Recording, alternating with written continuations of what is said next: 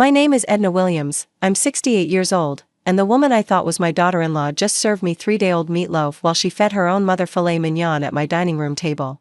What she didn't know was that her family's entire inheritance was sitting in those same leftover containers she thought were good enough for me.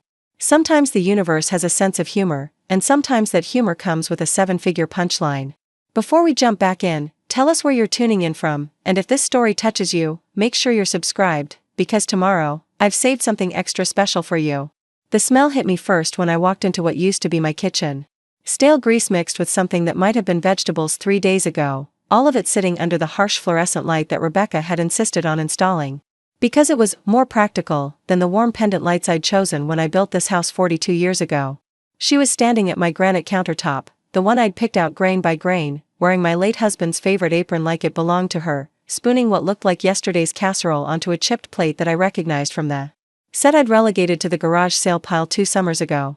I stood in the doorway for a moment, watching her move around my space with the confidence of ownership, opening my cabinets like she'd memorized every shelf, using my good wooden spoon to scrape the bottom of a container that had clearly seen better days.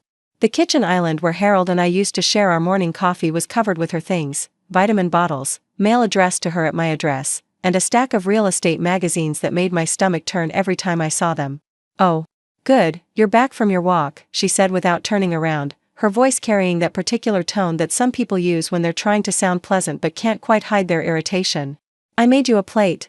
It's the leftover shepherd's pie from Monday." I looked at the plate she gestured toward. The food was congealed, separated, and had that dull sheen that comes from being reheated one too many times. Beside it sat a plastic fork, the kind you get with takeout, and a paper napkin that had already absorbed some questionable moisture from the plate. This was what she considered appropriate for me, the woman who had opened her home to her family, who had welcomed her with arms wide enough to embrace not just her but her unemployed brother, her gambling-addicted father, and her mother who hadn't worked a day since the Carter administration. "Where's everyone else eating?" I asked, though I already knew the answer from the sounds coming from the dining room. Laughter, the gentle clink of real silverware against real plates, the pop of what sounded like a wine cork. "Oh, we're having a little celebration in the dining room," Rebecca said, finally turning to face me with a smile that didn't reach her eyes. "Marcus got that promotion he was hoping for, and Mom wanted to toast with something special. I thought you might be more comfortable eating in here anyway. You know how you get tired when there's too much commotion." How I get tired. How I get tired in my own home, at my own table, surrounded by people who had moved in piece by piece over the past 18 months until I was the one who felt like a guest. How I get tired of being treated like an inconvenience in the house I'd built with my own hands, metaphorically speaking, working double shifts at the hospital for 37 years to pay for every beam and brick. I picked up the plate and followed the sound of conversation to my dining room, where I found them seated around my mahogany table like they were hosting their own dinner party. Marcus, my son, sat at the head of the table where his father used to sit, raising a glass of what I recognized as the bottle of champagne I'd been saving for a special occasion. Rebecca's mother, Patricia, was cutting into what looked like a perfectly prepared steak, her rings catching the light from my crystal chandelier as she gestured animatedly about something that was making everyone laugh. Rebecca's brother Danny was there too, slouched in my favorite chair with a plate piled high with what appeared to be lobster tail and asparagus. Her father, Frank, was working his way through what looked like a rack of lamb while scrolling through his phone with one hand. The table was set with my good china, the Waterford crystal Harold had given me for our 25th anniversary, and cloth napkins that I recognized as the ones I'd embroidered by hand during the long winter evenings after his funeral. They all looked up when I entered, and for a moment, the conversation stopped. I stood there holding my plate of 3-day-old shepherd's pie, still wearing my walking shoes and the light jacket I hadn't been invited to remove, while they sat in their evening clothes around a table laden with food that cost more than most people spent on groceries in a month. "Edna," Patricia exclaimed, raising her champagne flute in my direction. "Come join us. We're celebrating Marcus's promotion to regional manager." I looked at my son, this man I'd raised by myself after his father died when he was 12, this boy I'd worked 3 jobs to put through college, who now sat in his father's chair avoiding my eyes while his wife's family treated my home like their personal restaurant. "That's wonderful news," I said, and I meant it. I was proud of Marcus, had always been proud of him. But something about the scene in front of me, something about the casual way they'd arranged themselves in my space while serving me scraps, made me feel like I was watching my life from outside a window. "Sit, sit," Rebecca called from the kitchen, her voice bright with false cheer. "There's a spot right there at the end." The spot she indicated was a small space they'd left between Danny's chair and the wall, barely wide enough for one of the kitchen chairs they'd brought in to accommodate their growing family dinners. No place setting, no wine glass, just a narrow slice of space where I could squeeze in with my leftover dinner and watch them enjoy the feast they'd prepared with my money in my house. I sat down and took a bite of the shepherd's pie. It was cold in the center, salty from sitting too long, and had the texture of something that had been frozen and thawed more than once. Around me, the conversation resumed as if I weren't there. Patricia was telling a story about her hairdresser, Danny was complaining about his job search, and Frank was showing Marcus something on his phone that was making them both chuckle. Rebecca emerged from the kitchen with a fresh bottle of wine and began refilling everyone's glasses, including her own. When she reached my spot at the table, she paused and looked down at my plate. "How is it?" she asked, and I could hear something in her voice that might have been genuine concern or might have been the kind of performative care people display when they want others to see how thoughtful they are. "It's fine," I said, because what else was I supposed to say? That it tasted like cardboard? That I'd been eating leftovers for weeks while they enjoyed fresh meals? That I was tired of being treated like a charity case in my own home? "Good," she said, moving on to pour wine for her brother. "I'm trying to be more mindful about food waste. It's better for the environment when we use everything up." Better for the environment. I watched her pour Danny a generous glass of wine. That probably cost more than the shepherd's pie ingredients. Watched her mother cut another piece of steak that was so perfectly prepared it practically melted under her knife, and I realized that Rebecca's environmental consciousness seemed to extend only to my plate. Marcus caught my eye for a moment and gave me a small smile, the kind he'd given me as a child when he knew he was in trouble but hoped his charm might soften the blow. I smiled back, because that's what mothers do, but inside I felt something shifting, like a foundation settling in a way that changes the whole structure of a house. After dinner, they moved to the living room for coffee and dessert, some elaborate chocolate cake that Rebecca had apparently picked up from the expensive bakery downtown. I began clearing the table, stacking plates and gathering silverware while they settled into my furniture with the casual ownership of people who'd forgotten they were guests. "Oh, just leave that," Rebecca called from the couch where she was curled up next to Marcus with a cup of coffee in my favorite mug. "I'll get to it later." But I knew she wouldn't. I'd been cleaning up after their family dinners for months now, finding wine-stained glasses on my end tables, crumbs ground into my carpet, and dishes soaking in my sink until the food had hardened into something that required industrial-strength scrubbing to remove. So I continued stacking plates, carrying them to the kitchen in small loads because my arthritis makes it hard to carry too much at once. Preparing and narrating this story took us a lot of time, so if you are enjoying it, subscribe to our channel, it means a lot to us. Now back to the story. As I scraped the remains of their feast into the garbage disposal, I found myself thinking about the conversation I'd overheard the week before, when Rebecca was on the phone with someone discussing my situation. She'd been standing in my kitchen, using my phone because the reception was better there, talking about how it was really taking a toll on their marriage to have me around all the time. How I was getting more demanding, and how she didn't know how much longer they could manage the arrangement. The arrangement. As if my presence in my own home was some kind of temporary inconvenience they were graciously tolerating rather than the reality that they'd moved into my house, eaten my food, and used my resources while treating me like an unwelcome houseguest who'd overstayed her welcome. I finished loading the dishwasher and wiped down the counters, listening to the laughter coming from the living room.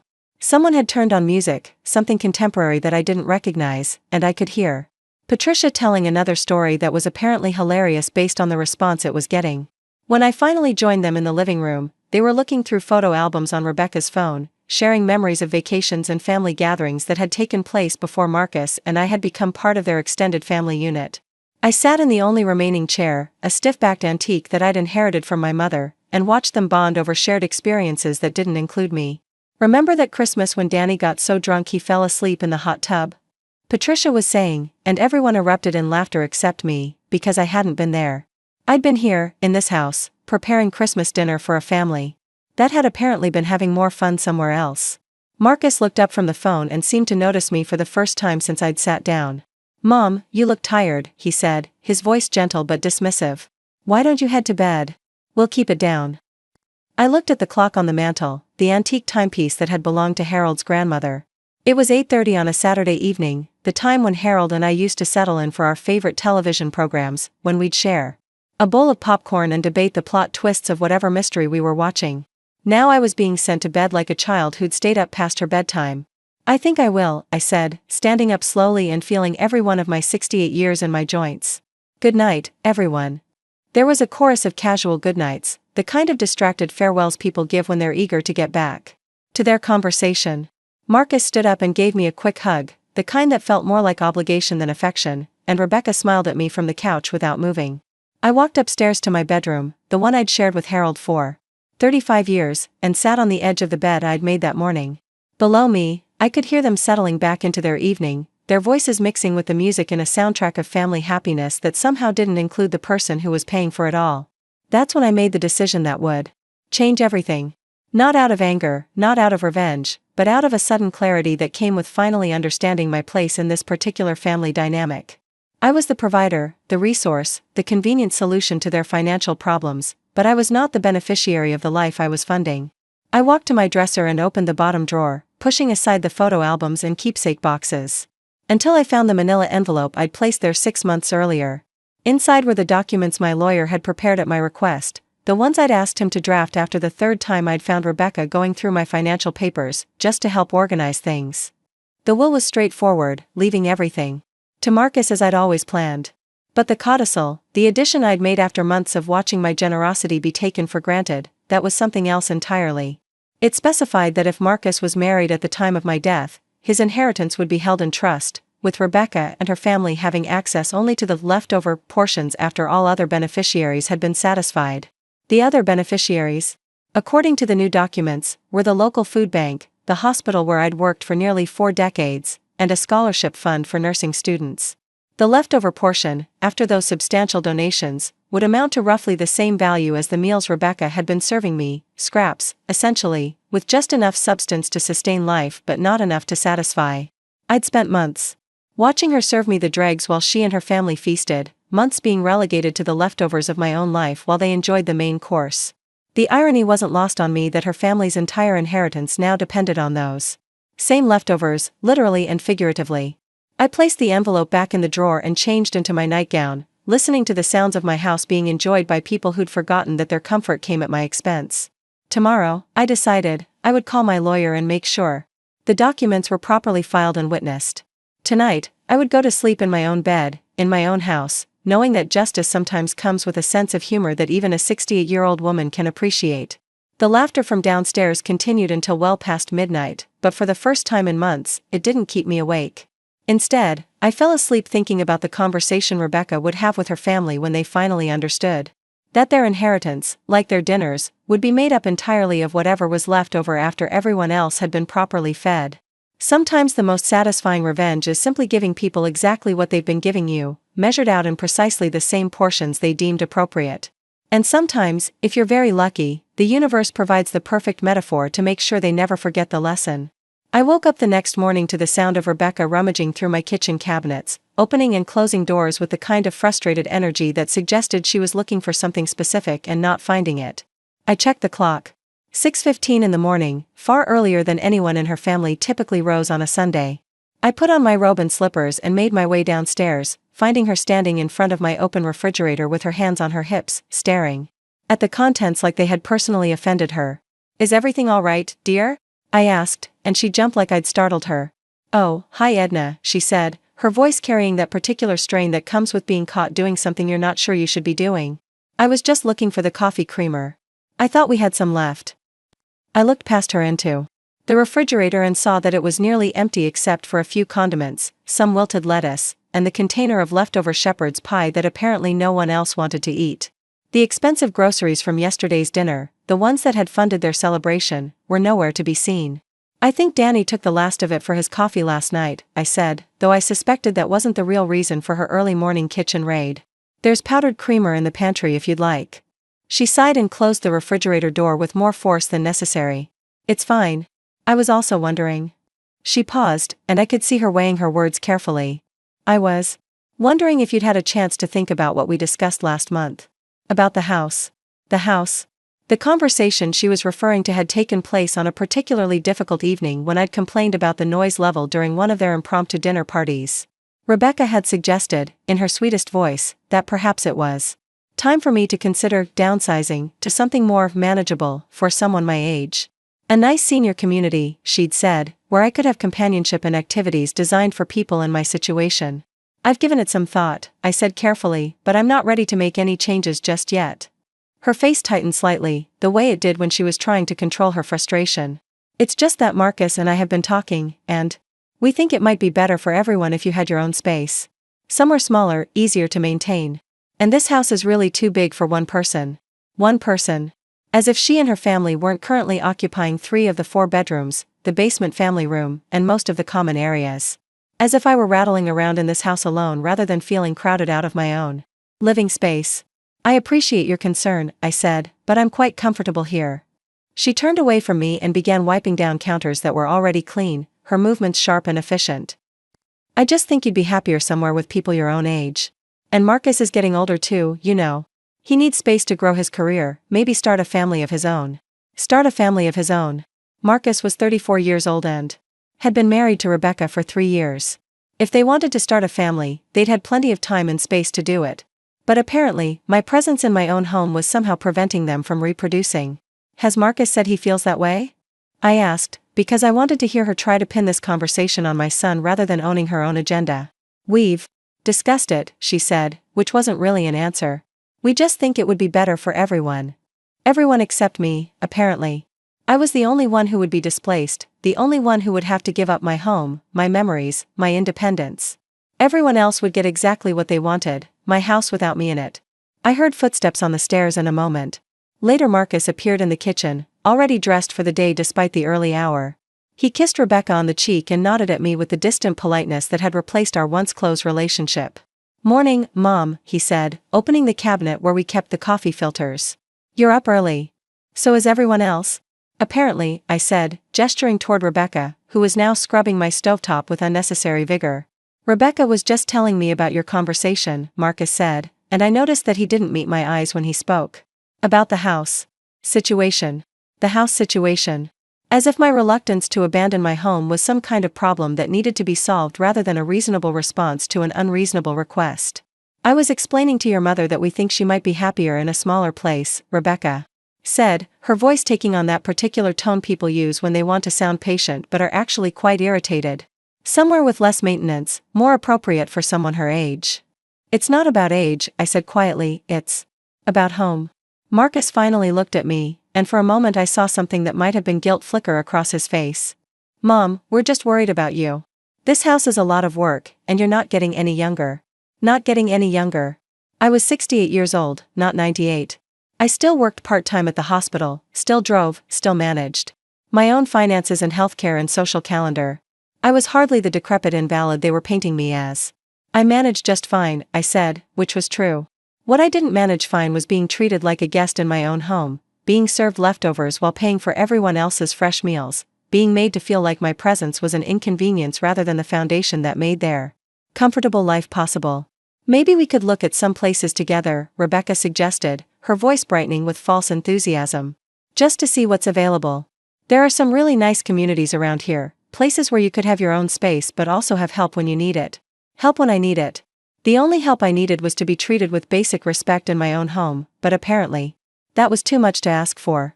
"I'll think about it," I said, because I didn't want to have this conversation anymore and I knew that was the only response that would end it. Rebecca smiled, the kind of victorious smile that told me she thought she'd won something. "Great. I'll do some research and we can start making appointments next week." I watched her move around my kitchen with renewed energy, humming softly as she prepared what looked like a proper breakfast for her family while I stood there in my robe, feeling like I'd just been evicted from my own life. That afternoon, while Rebecca and her family were out shopping for God knows what with God knows whose money, I called my lawyer. Richard Henley had been handling my legal affairs since Harold died, and he'd become something of a friend over the years. He was one of the few people who understood the complexities of my situation without judgment. "Edna," he said when his secretary put me through, "how are you holding up?" "I'm fine, Richard, but I need to make some changes to my estate planning. Can you see me this week?" There was a pause, and I could hear the concern in his voice when he replied. "Of course. Is everything all right?" "Everything is exactly as it should be," I said, "but I want to make sure it stays that way." We made an appointment for Tuesday afternoon, and I spent the rest of the weekend observing my household with the detached interest of an anthropologist studying a particularly fascinating culture. I watched Rebecca plan menus using my grocery budget while serving me whatever was cheapest or closest to expiring. I watched her family settle into my furniture like they owned it, leaving their personal belongings scattered throughout my house. With the casual disregard of people who'd forgotten they were guests. I watched Marcus navigate between his wife's agenda and his mother's comfort, choosing his wife's agenda every time with the kind of inevitability that spoke to conversations I wasn't part of and decisions that had been made without my input. And I watched myself, or rather, I watched the person I'd become in this environment, accommodating, peripheral, grateful for scraps in my own home. I didn't like what I saw, and I didn't intend to keep seeing it much longer. On Tuesday, I met with Richard in his downtown office, a comfortable space filled with law books and family photos that reminded me of the life I'd had before Rebecca decided I needed to be managed rather than respected. "Tell me what's on your mind," he said after we'd exchanged pleasantries and settled into the chairs by his window. I explained the situation as objectively as I could, the gradual takeover of my home, the financial arrangements that benefited everyone but me, the pressure to relocate so that my son and his wife could have what they wanted without the inconvenience of my presence. Richard listened without interrupting, occasionally making notes on the legal pad in front of him. When I finished, he was quiet for a long moment. "Edna," he said finally, "what do you want to accomplish with these changes?" "I want to make sure that if something happens to me, the people who inherit my estate understand the value of what they're receiving. I want them to appreciate it the way I would have appreciated being appreciated." He nodded slowly. "And the current beneficiaries?" "Marcus is still the primary beneficiary," I said, "but I want to add some conditions. Some perspective, you might say." Over the next hour, we worked out the details of what would become my final gift to my family, a lesson in proportionality, served with the same care and attention they'd been showing me. The new will would leave the bulk of my estate to charitable causes that mattered to me, with the remainder going to Marcus and Rebecca in the same proportion that my leftover meals had compared to their fresh dinners. "Are you sure about this?" Richard asked as we reviewed the documents. "I'm absolutely certain," I said. "I've never been more sure of anything in my life." That evening, I returned home to find Rebecca in my kitchen again, this time preparing what looked like another elaborate dinner for her family. The ingredients spread across my counter represented more money than I typically spent on food in a month, but I was apparently not included in this particular meal planning session. "Oh good, you're back," she said without looking up from the expensive cut of meat she was seasoning. "I made you a plate. It's in the refrigerator." I opened the refrigerator and found a small container with what appeared to be leftover soup from several days ago, the kind that forms a skin on top when it sits too long. Beside it was a small bag with 2 dinner rolls that had clearly seen better days.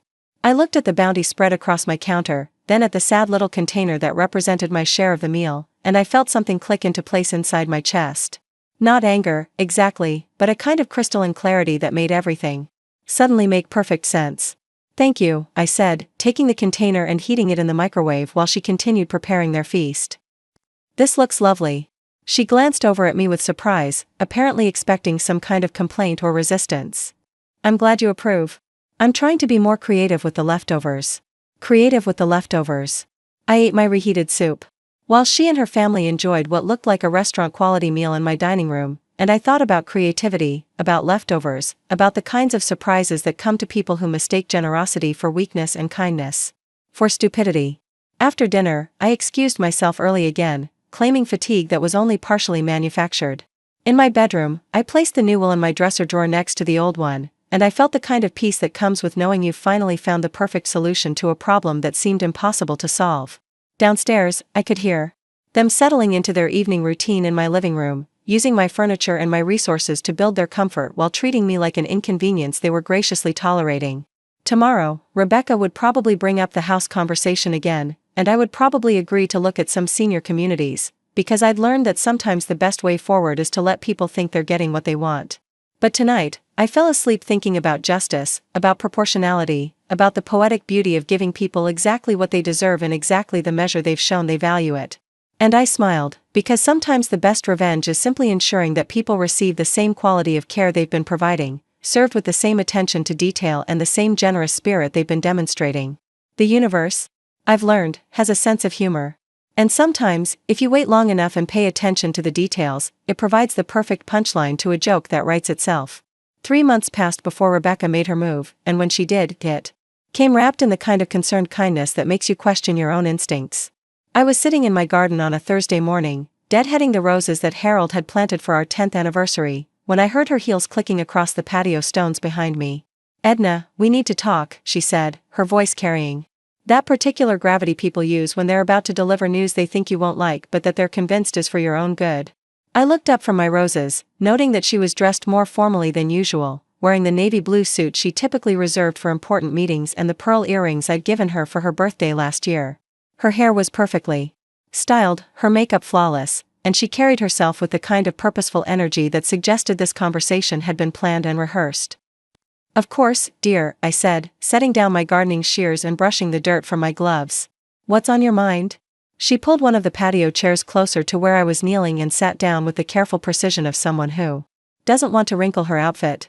"Marcus and I have been doing a lot of thinking lately, and we've come to a decision that we think will be best for everyone."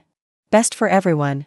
I'd learned to be wary of that phrase, especially when it came from Rebecca, because in my experience it usually meant best for Rebecca while being presented as a universal good. "We found the perfect place for you," she continued, her voice warming with what sounded like genuine enthusiasm. "It's a beautiful senior community about 20 minutes from here, with all the amenities you could want. Professional landscaping. So you wouldn't have to worry about the garden anymore, housekeeping services, meal plans, even transportation to appointments." I continued deadheading roses while she spoke, my hands working automatically while my mind processed what she was really saying. The perfect place for me was anywhere that wasn't here, anywhere that would free up my house for her family's exclusive use. "It sounds lovely," I said, because I'd learned that agreeing in principle while avoiding commitment was the safest way to navigate these conversations. "When did you have in mind?" "Well, that's the exciting part," she said, leaning forward, with the kind of animated energy people display when they think they're delivering wonderful news. "There's an opening available next month. These places have waiting lists, you know, but I've been networking with some of the administrators and I managed to get you moved to the top of the list." Networking with administrators. Moved to the top of the list. She'd been planning this for months, working behind the scenes to arrange my displacement while I'd been living in blissful ignorance of her machinations. "That's very thoughtful of you," I said, though thoughtful wasn't exactly the word I would have chosen. "Calculating, perhaps. Strategic. Self-serving." "I knew you'd be pleased," she said, settling back in her chair with the satisfied air of someone who'd just solved a complicated problem. "And the timing couldn't be better, because Marcus and I have some news of our own." She paused dramatically. The way people do when they want to make sure they have your full attention before delivering what they consider to be momentous information. "We're expecting," she said, her hand moving instinctively to her still flat stomach. "We're going to have a baby."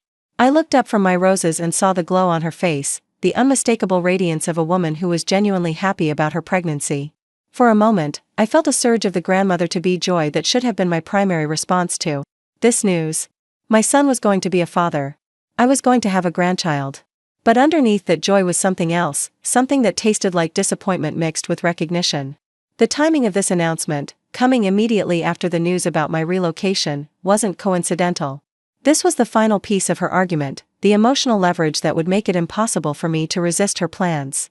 "Congratulations," I said, and I meant it, even though I could see exactly how this conversation was designed to unfold. "That's wonderful news." "Thank you," she said, her smile widening.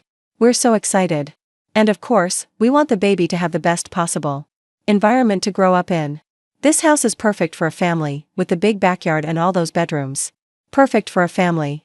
As if I weren't family, as if my presence in the house I'd built would somehow contaminate the environment she wanted to create for her child. "I can see how that would be important," I said, though what I was really seeing was the complete picture of her plan. The pregnancy gave her the ultimate justification for claiming my house. Who could argue with a mother's desire to provide the best for her unborn child? Who could be so selfish as to stand in the way of a growing family's needs? "I'm so glad you understand," she said, reaching over to squeeze my hand with fingers that felt warm and slightly damp. "I was worried you might be resistant to the idea. But I should have known you'd want what's best for your grandchild." "What's best for your grandchild?" The phrase hung in the air between us like a challenge, daring me to be the kind of grandmother who would put her own comfort ahead of a baby's welfare. It was masterfully done, really. She'd boxed me into a corner using my own love for my unborn grandchild as the walls. "When is the baby due?" I asked, partly because I wanted to know and partly because I needed time to process the implications of everything she'd just told me. "December," she said, her hand still resting on her stomach. "Right before Christmas. Can you imagine? Our first Christmas as a family of 3, here in this house with all its holiday traditions. Christmas in this house. The house where Harold and I had celebrated 35 Christmases together, where Marcus had opened his presents every year until he went away to college, where I'd been planning to celebrate my first Christmas as a grandmother. But apparently, that celebration would be taking place without me, in my house, using my decorations and my traditions, while I spent the holiday in some senior community 20 minutes away. That sounds magical, I said, though the word felt like ash in my mouth. It will be, she agreed. And you'll be so comfortable in your new place, with all the activities and social opportunities. I think you'll make lots of new friends. New friends to replace the life I was giving up, activities to fill the time I would no longer spend in my own home, social opportunities to substitute for the family gatherings I would no longer host. She was painting my exile as a social upgrade, my displacement as a lifestyle enhancement. I'm sure I will, I said, though what I was sure of was that this conversation had been carefully orchestrated to make my agreement seem inevitable and my resistance seem selfish. Over the next hour, she laid out the details of her plan with the thoroughness of someone who'd been thinking about this for months. The senior community had an apartment available on the 3rd floor with a lovely view of their gardens. The moving company she'd researched could handle everything, packing and transporting my belongings so I wouldn't have to worry about the stress of organizing the move myself. She'd even looked into storage facilities for the items that wouldn't fit in my new, smaller space. Everything had been decided except the most important detail, my actual consent to any of it. I'll need some time to think about all this, I said when she finally paused for breath. Her smile flickered slightly, the first sign that she'd expected this conversation to go more smoothly. Of course, she said, though I could hear the strain in her voice. But we should probably decide soon. Like I said, these places don't stay available for long. The implied threat was clear: agree now or lose the opportunity. Don't think too hard or you might miss your chance to be displaced on her timeline rather than your own. I understand, I said, standing up and brushing the dirt from my knees. I'll let you know in a few days. Great, she said, rising as well and smoothing down her skirt. I'm so excited about all the changes coming our way. This is going to be such a wonderful new chapter for everyone. A wonderful new chapter. She walked back toward the house with the confident stride of someone who'd just successfully maneuvered a complicated negotiation, leaving me standing in my garden surrounded by the roses I'd been tending for over 20 years. That evening, Marcus came to find me in my sewing room, where I'd been pretending to work on a quilt while actually staring out the window at the garden where I'd had my conversation with his wife. Mom, he said, settling into the chair across from my sewing table with the uncomfortable posture of someone who'd been sent to have a conversation he didn't really want to have. Rebecca told me about your talk today. She did, I said, not making it a question because it obviously wasn't one.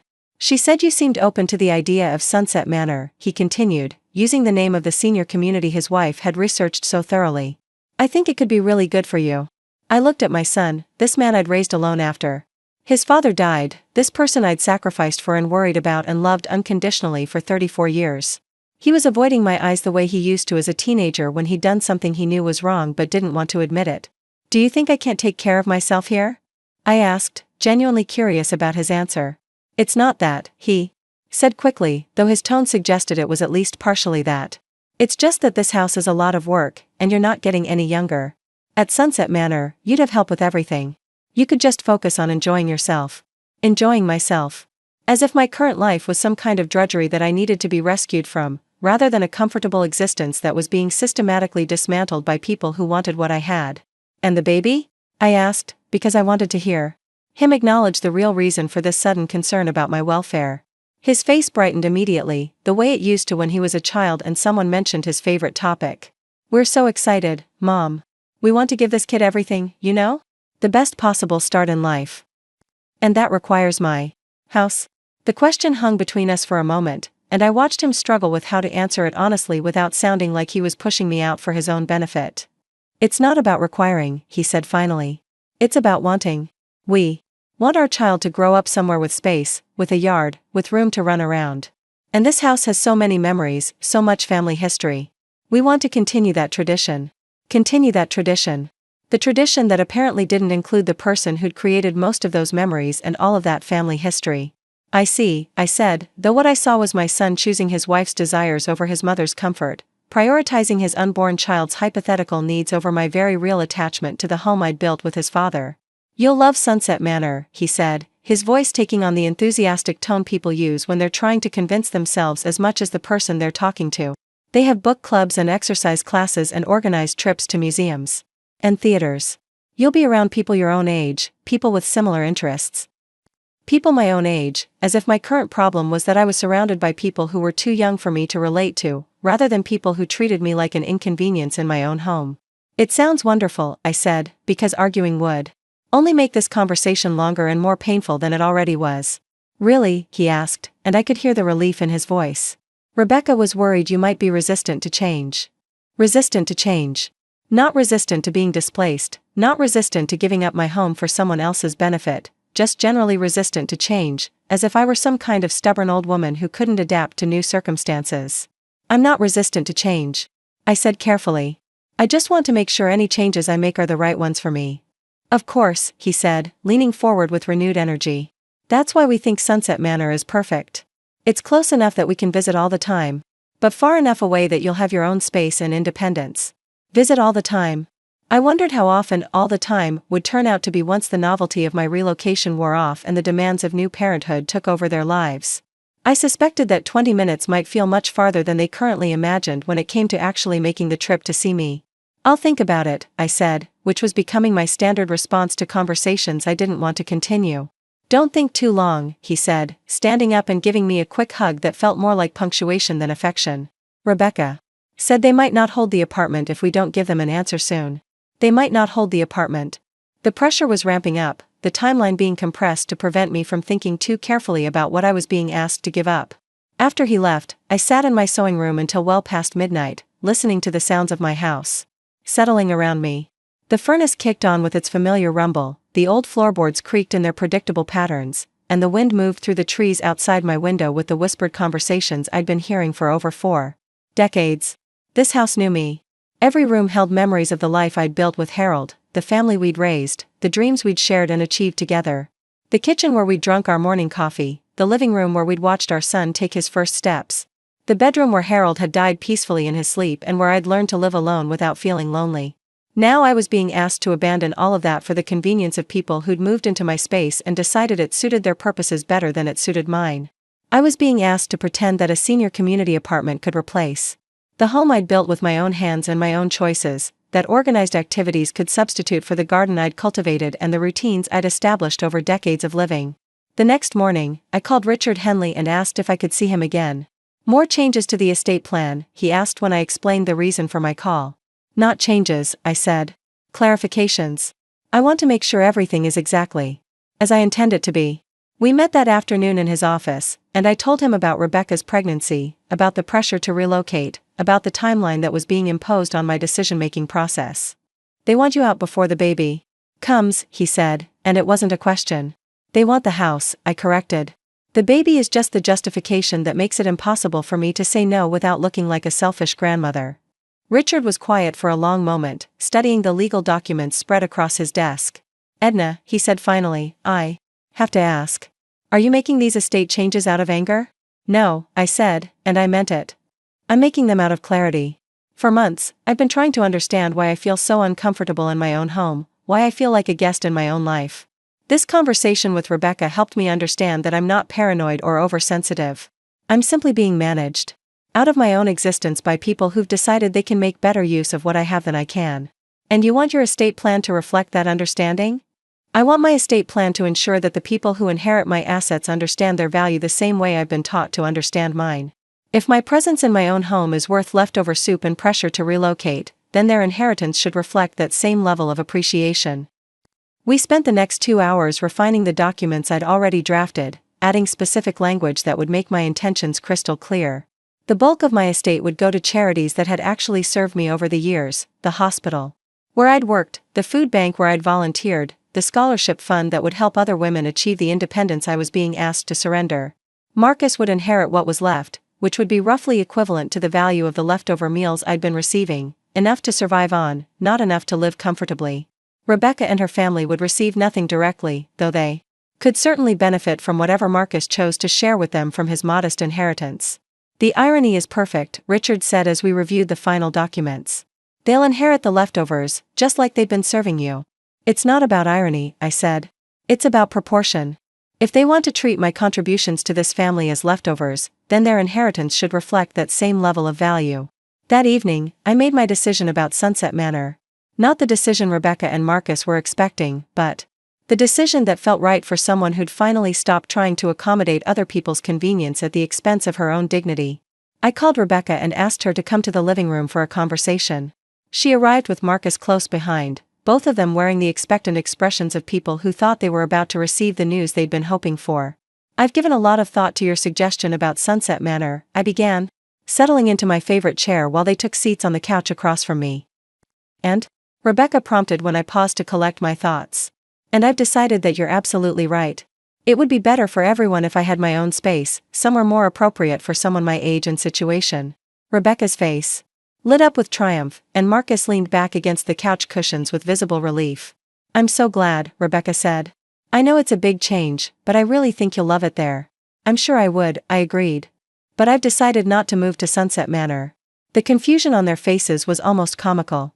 They'd been so focused on the outcome they wanted that they hadn't considered the possibility that I might agree with their reasoning while rejecting their solution. "I don't understand," Marcus said. "If you agree that you need a smaller place, then why not Sunset Manor?" "Because Sunset Manor is your choice for me, not my choice for myself," I said. "If I'm going to relocate, I want to go somewhere I choose, somewhere that reflects my own preferences rather than your convenience." Rebecca's smile was beginning to look strained. "But we researched so many options. Sunset Manor really is the best facility in the area." "I'm sure it is," I said. "But I've decided I'd prefer something with a different atmosphere. Something more like a resort than a senior community." "A resort?" Marcus asked, his voice carrying a note of concern that I suspected had more to do with expense than with my well-being. "I've been looking into extended stay programs in places I've always wanted to visit," I said, which was true. I'd spent the previous evening researching luxury accommodations in cities I'd dreamed of seeing but never had the time or opportunity to explore. "I think it would be exciting to spend some time in different places, maybe find somewhere I'd like to settle permanently." The silence that followed my announcement was heavy with implications. If I left the area entirely, I wouldn't be available for the kind of convenient grandparent duties they'd probably been envisioning. If I chose luxury accommodations over budget-friendly senior communities, I'd be spending money they'd probably been counting as part of their inheritance. "But what about the baby?" Rebecca asked, her voice small and uncertain for the first time since I'd known her. "What about the baby?" I asked in return. "You've made it clear that this house is perfect for a growing family. I'm sure you'll be wonderful parents whether I'm 20 minutes away or 2,000 miles away. But we'll want you to be involved," Marcus said, though his tone suggested he was just realizing that involvement required proximity and that proximity wasn't something he could simply assume I'd provide. "I'll be as involved as you want me to be," I said. "But my level of involvement will depend on how I'm treated as a person, not just as a grandmother.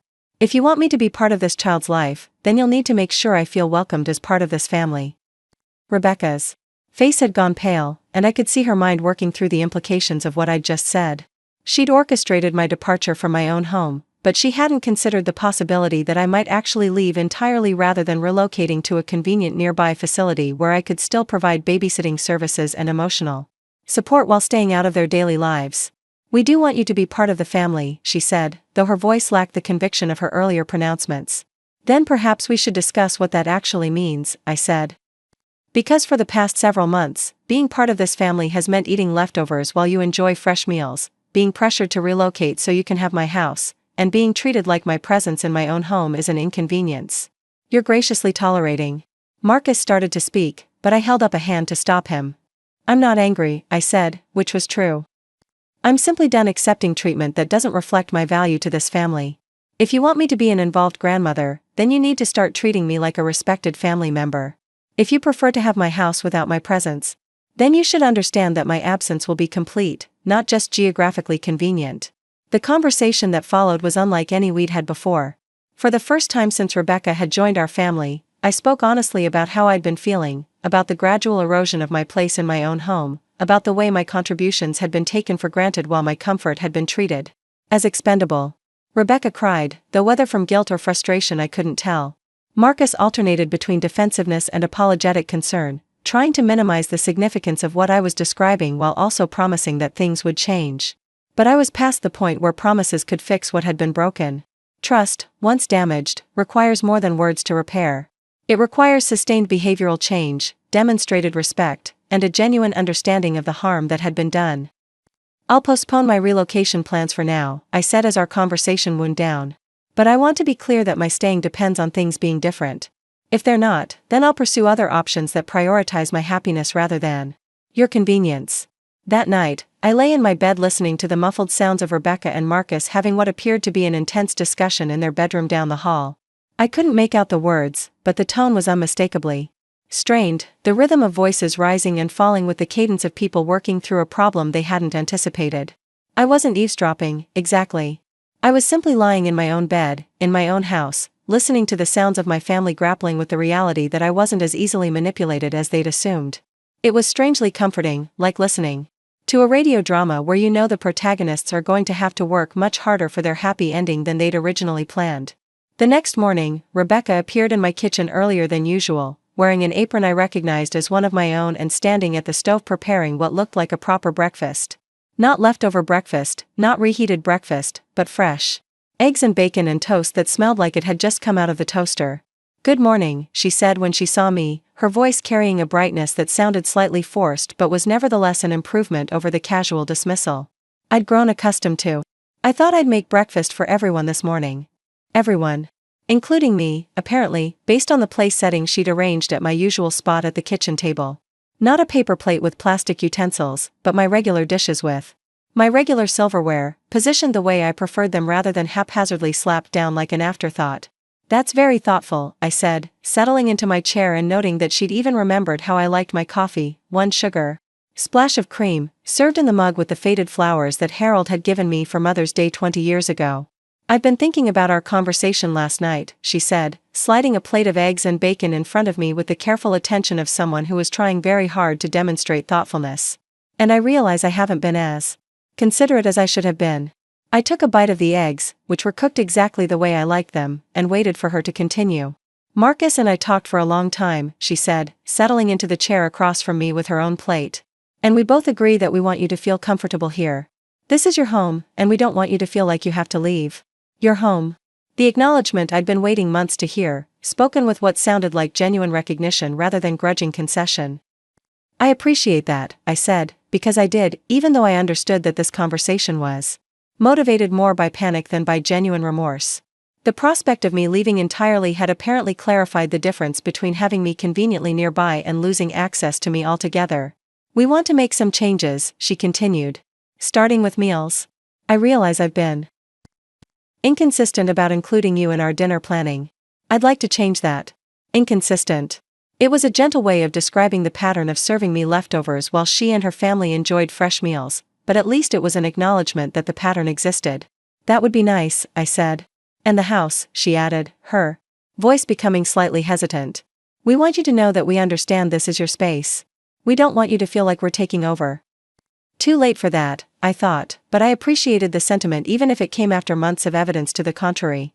Over the next several weeks, things did change. Not dramatically, not completely, but enough to suggest that my conversation with them had been taken seriously.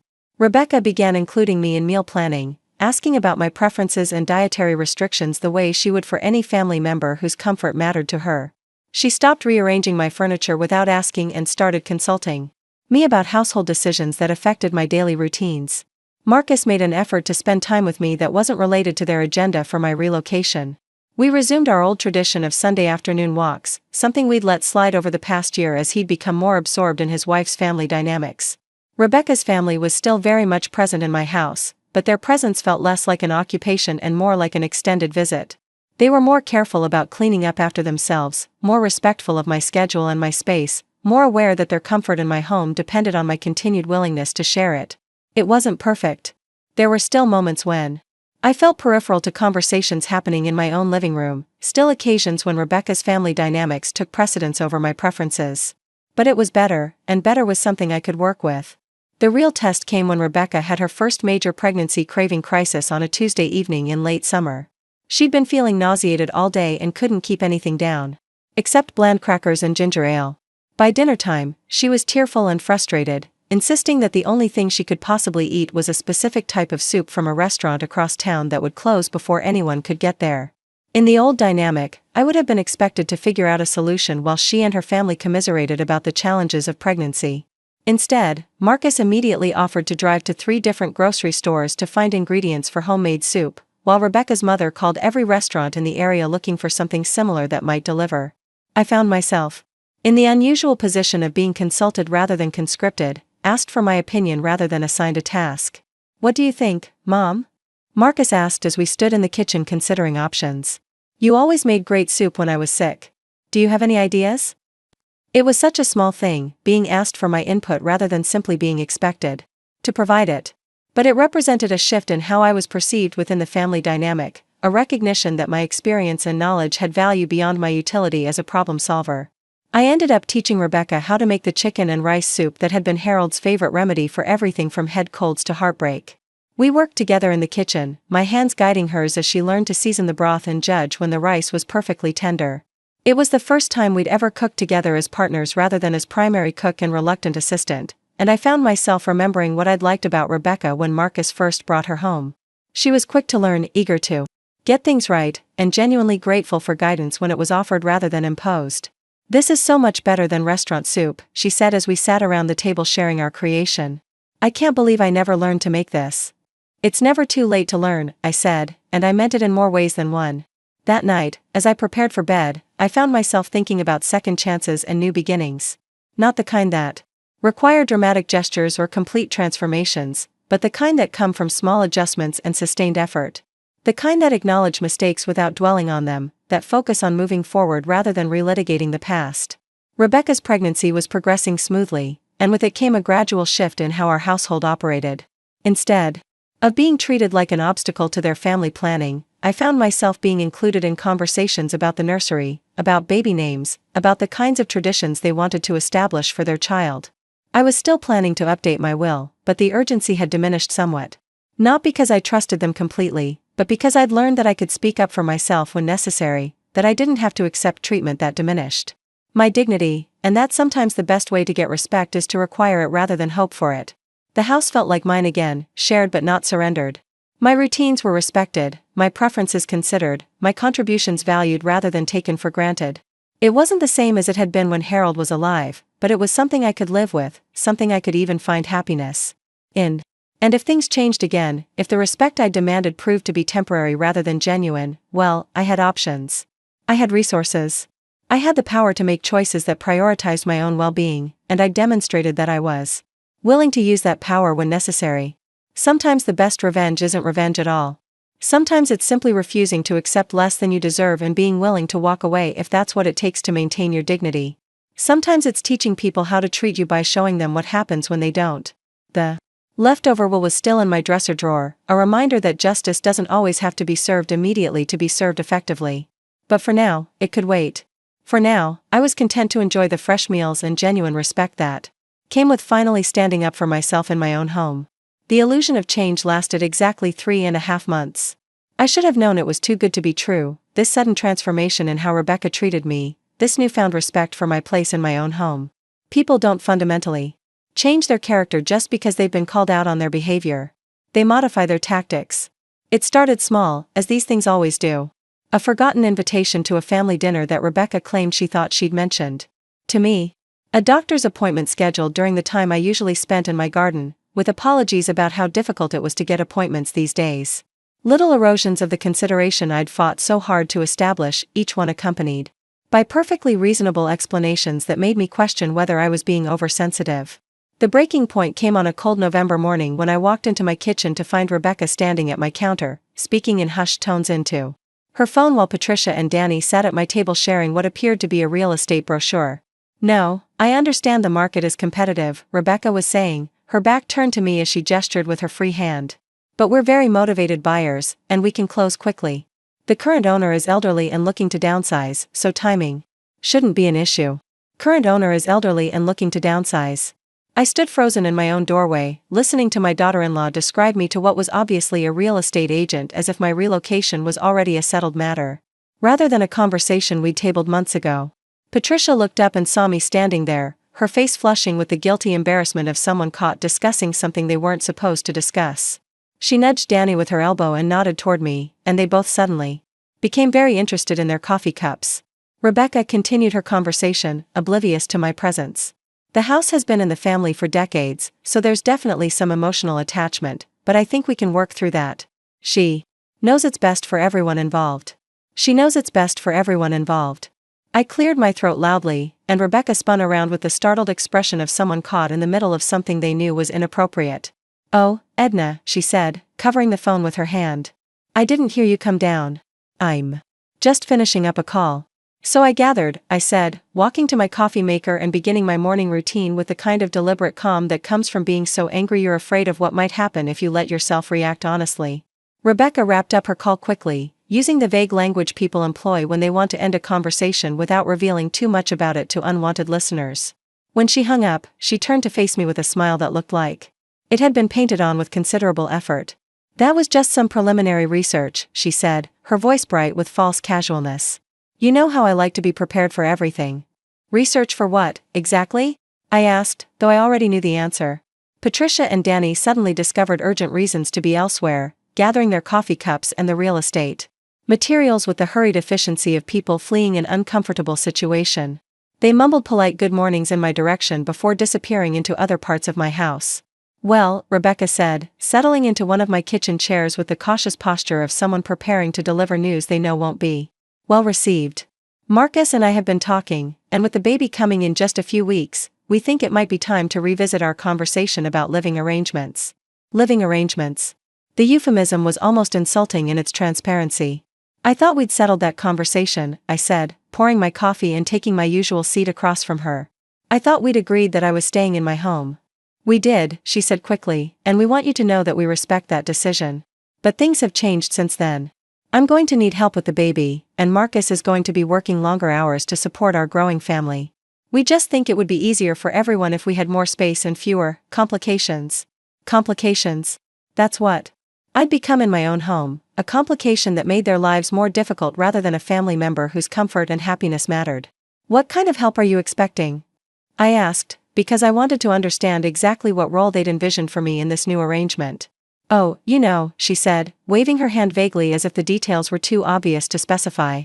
"Babysitting when we need to go out, helping with nighttime feedings, maybe some light housework when I'm too tired to keep up with everything." Babysitting, night feedings, housework. They wanted me to relocate so they could have my house, but they also wanted me to be available to provide childcare and domestic services when convenient. I would be displaced but not dismissed, removed but still accessible for exploitation. "And where exactly would I be providing this help from?" I asked. "Well, that's what I was researching," she said, her voice taking on the enthusiastic tone people use when they're trying to sell something they know the other person doesn't want to buy. "There are several senior communities within 15 minutes of here. Close enough that we could call when we need you, but far enough away that you'd have your own independence." Independence. The word had lost all meaning coming from someone who was describing a scenario in which I would be summoned for domestic duties while being denied the dignity of living in my own home. "I see," I said, though what I saw was crystal clear. The respectful treatment of the past few months had been a performance designed to lull me into complacency until they could present me with a fait accompli. They'd been planning my displacement the entire time, just with more subtlety than their original approach. "I know it's a lot to think about," Rebecca continued, "but I really think this could work out perfectly for everyone. You'd have your own space, we'd have room for our family, and we'd all still be close enough to support each other." Support each other. As if this arrangement involved mutual support rather than me providing services while receiving displacement in return. That afternoon, I called Richard Henley for what I knew would be our final meeting about my estate planning. "They're at it again," I said without preamble when he answered the phone. "The house situation?" "The house situation, the baby situation, the grandmother as unpaid domestic help situation. All of it wrapped up in a nice package of concern for my well-being." We met the next day, and I told him about the phone call I'd overheard, about Rebecca's research into my relocation, about the expectation that I would provide childcare and housework from my conveniently located senior community apartment. "What do you want to do?" he asked when I finished explaining the situation. "I want to finalize everything exactly as we discussed," I said. "And I want to make sure there are no loopholes, no ways for them to contest or delay the execution of my wishes." We spent the afternoon reviewing every detail of the documents we'd prepared months earlier.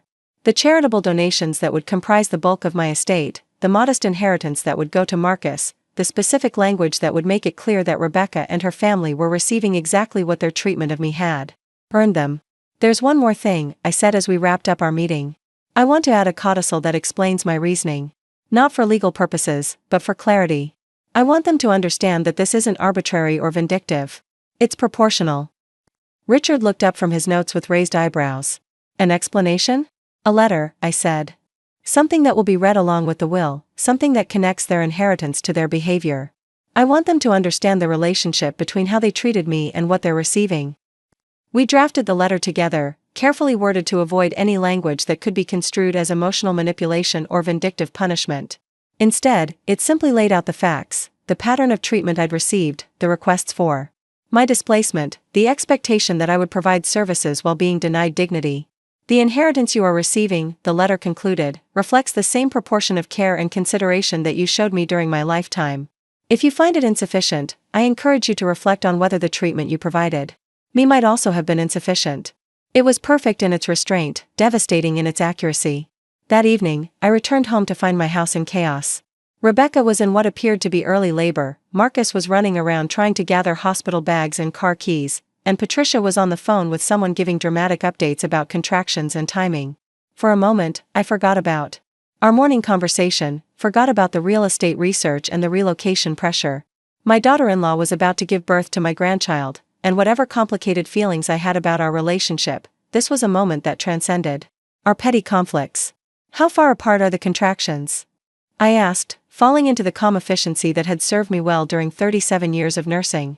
About 6 minutes, Marcus said, his voice tight with anxiety.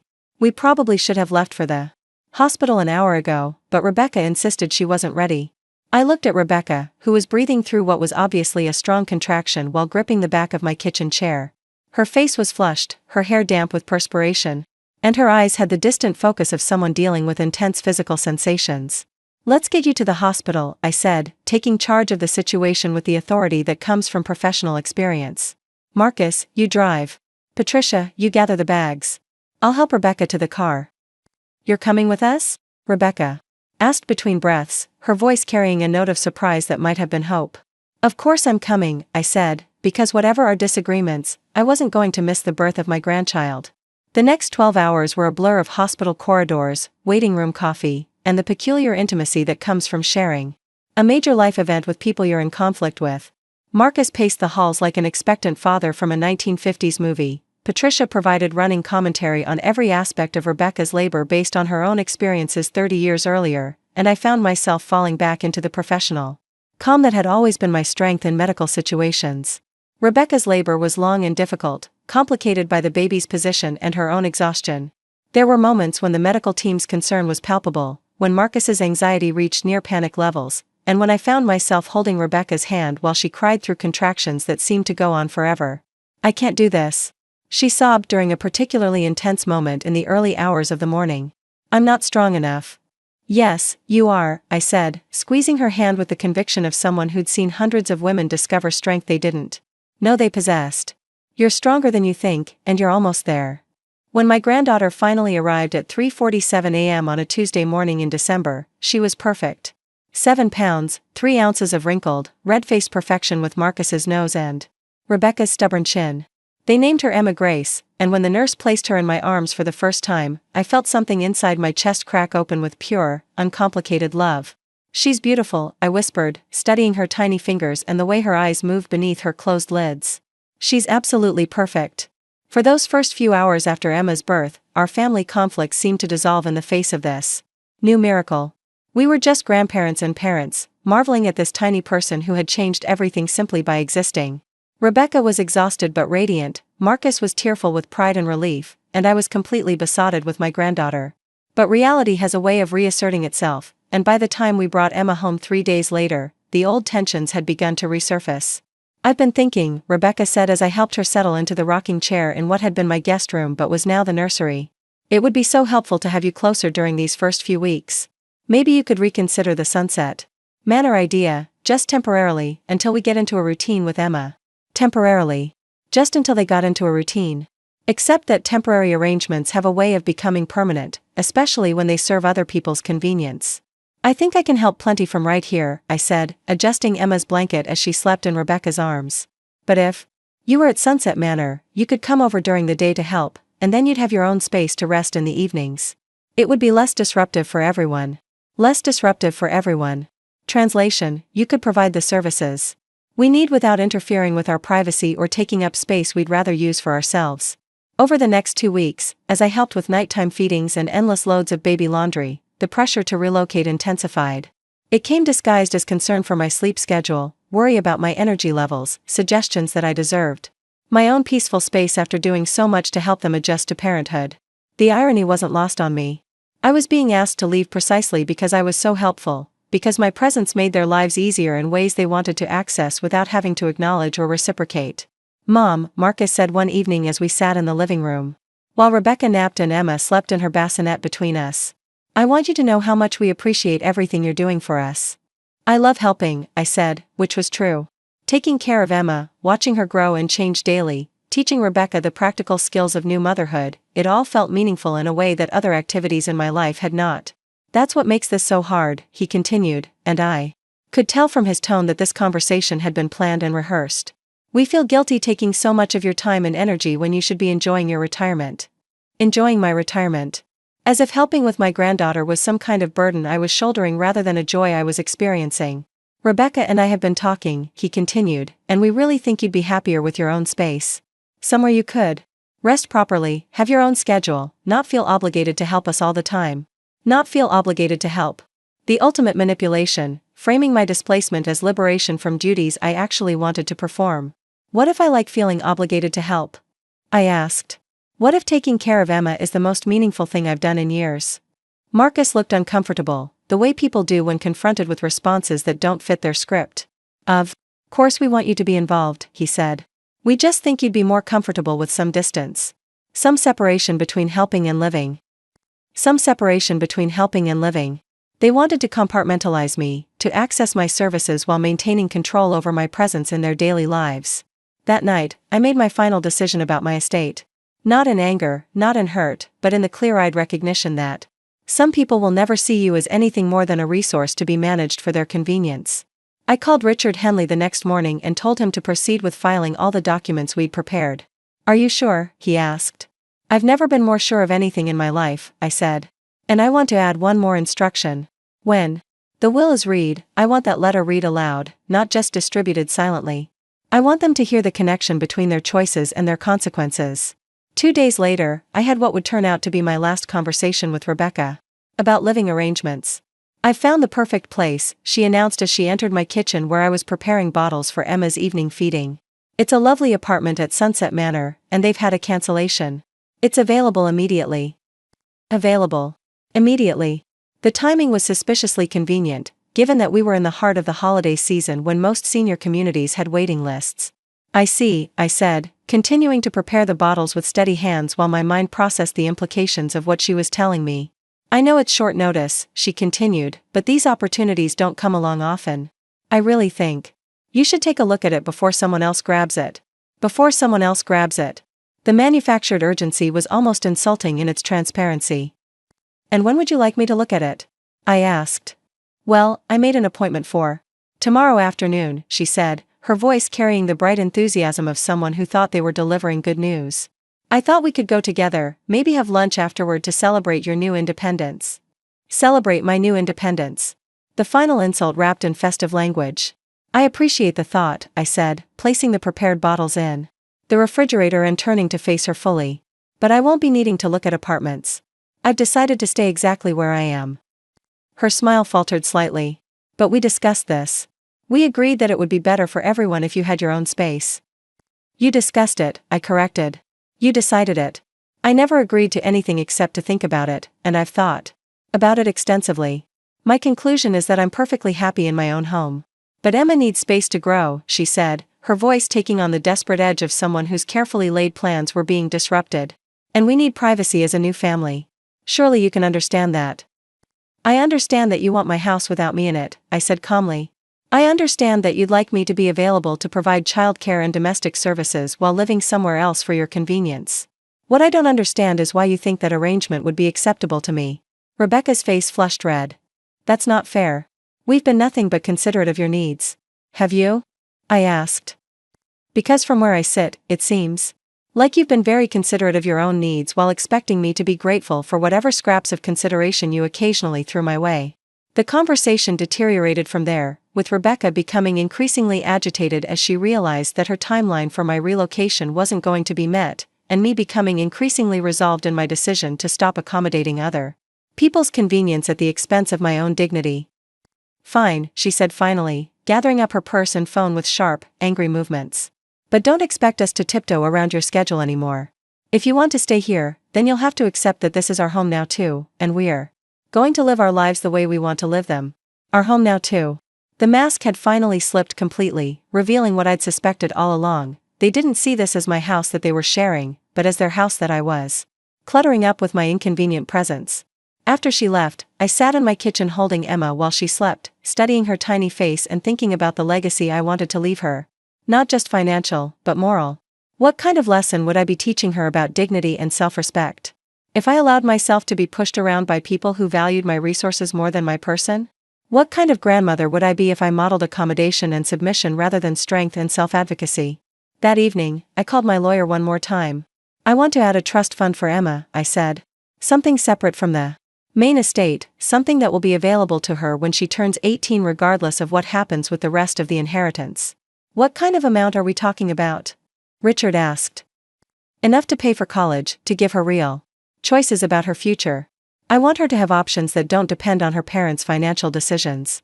We worked out the details over the phone, establishing a substantial trust that would ensure Emma's education and early independence regardless of how her parents managed their own inheritance. It felt like the right thing to do, the kind of gift that would honor my love for her while also providing a lesson about the difference between conditional and unconditional support. The trust would be managed by the same bank that handled my other financial affairs, with strict instructions that Emma's parents would have no access to the funds until she reached the age of majority. It was my way of ensuring that at least one person in this family would receive the kind of support that came without strings attached, without expectations of gratitude or reciprocal services. That night, I sat in my living room with Emma sleeping in my arms while Marcus and Rebecca had what sounded like an intense discussion in their bedroom. I couldn't make out the words, but the tone was unmistakably frustrated, the rhythm of voices belonging to people whose plans had been disrupted and who were trying to figure out their next move. I wasn't eavesdropping.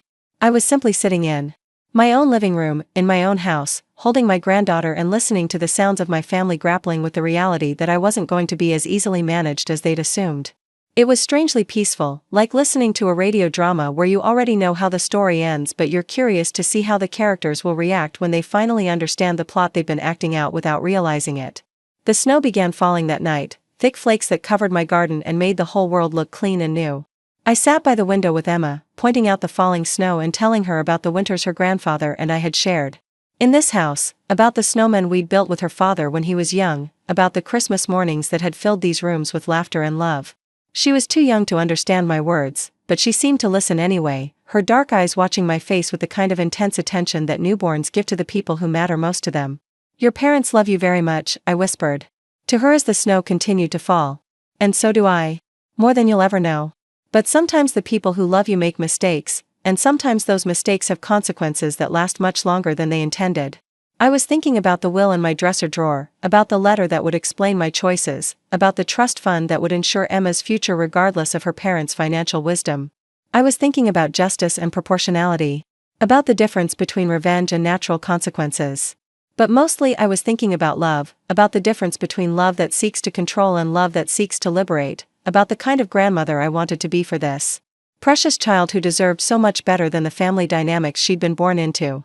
The snow fell all night, transforming my familiar garden into something magical and new. In the morning, I would wake up in my own bed, in my own house, knowing that I'd made the right choices for the right reasons. I would continue to love my family, continue to help with Emma, continue to live my life with dignity and purpose.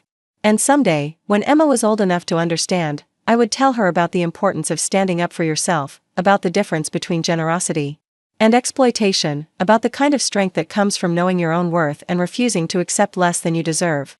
The will was final, the trust was established, and the letter was ready to be read. Justice would be served, proportional and precise, measured out in exactly the same portions as the respect I'd been shown.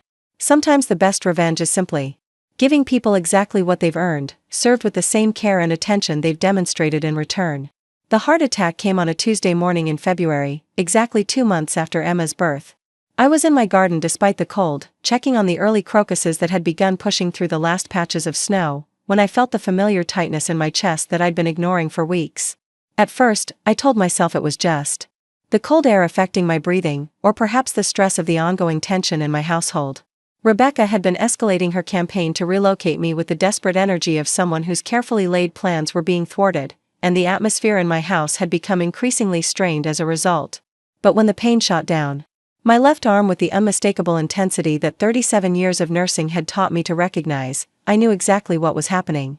I made it as far as my kitchen before I had to sit down, fumbling for my phone with hands that suddenly felt disconnected from my body.